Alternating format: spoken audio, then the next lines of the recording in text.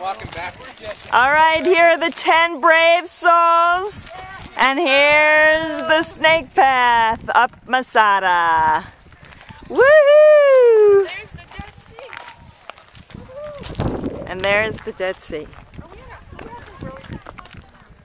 Here's the folks who chose to take the cable car up Mount Masada. Along more or less the course of an ancient trail used by the rebels, the rebels of Masada we call zealots, used by the zealots to get up to Masada,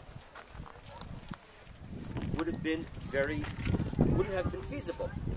They could have killed an entire Roman legion, one person at a time, as they were going up this path more or less single file. So instead, Silva ordered his troops to build a ramp up to the top of Masada.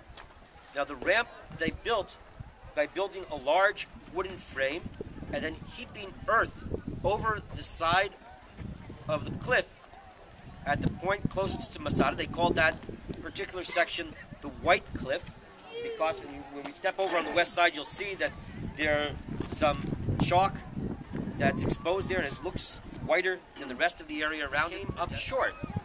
So they erected a large tower and put iron plates on the front of it, and they pushed this tower up the ramp. The ramp must have been much wider than it is today, as we could expect after 2,000 years worth of erosion. And when they got up, they discovered that all of Masada, as we can see when we look out there, is surrounded by a wall. There's an outer wall, a casement wall. A casement is simply a wall that has rooms in it that runs around the outside of Masada.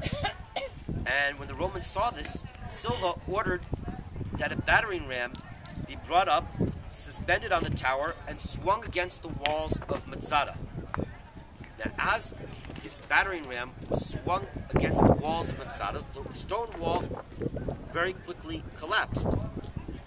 But the rebels, realizing ahead of time that the Romans were going to do this, built a wooden wall inside at that point by laying huge balks of wood across, probably wood they took by dismantling the roofs of some of the houses here. And they lay it across, and when the battering ram hit the wood was very pliable. It would flex in and then bounce back out. Seeing that his battering ram was no longer effective, ordered his troops to shoot burning arrows into the wooden wall. And when they did this, the wall quickly went up in flames. And then Josephus, and our source for the story of Masada, besides archaeological finds, are the writings of a Roman Jewish historian named Josephus. We've mentioned him earlier here as a commander of the rebellion against Rome, who eventually surrendered and joined the Roman army as an historian. And while at times we're dubious about what he writes, because part of he's trying to kowtow to the Romans, as we dig and discover more and more archaeologically, we continue to be surprised how accurately he wrote.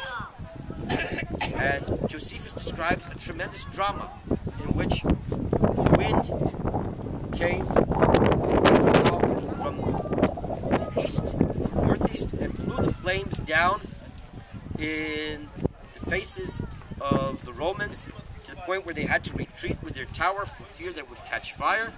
And then just before nightfall, the wind direction shifted and the wooden wall went up in flames, and Masada's last defenses disappeared. Now the Romans, Josephus writes that Silva ordered that the guard on the wall be doubled so that nobody could slip out and escape. But mostly the Romans were celebrating that night and not guarding, because they were happy that these many months camping out here in a hot, dusty desert next to a salty sea that they couldn't drink from were going to be over. And they looked forward to coming into Masada. They knew it had been a palace, and carrying away lots of loot, taking away slaves, is to sell, to row in the galleys in the Mediterranean, concubines, and that's where their thoughts were. Now the Jewish defenders of Masada, zealots, faced a much grimmer prospect.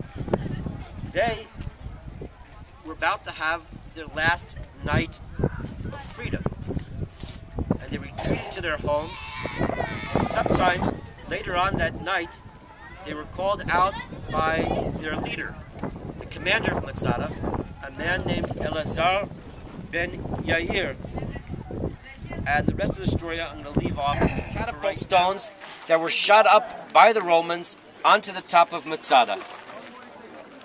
There are other collections of these stones around the top of Masada. We still find them around. Here we are, taking the cable car down Masada.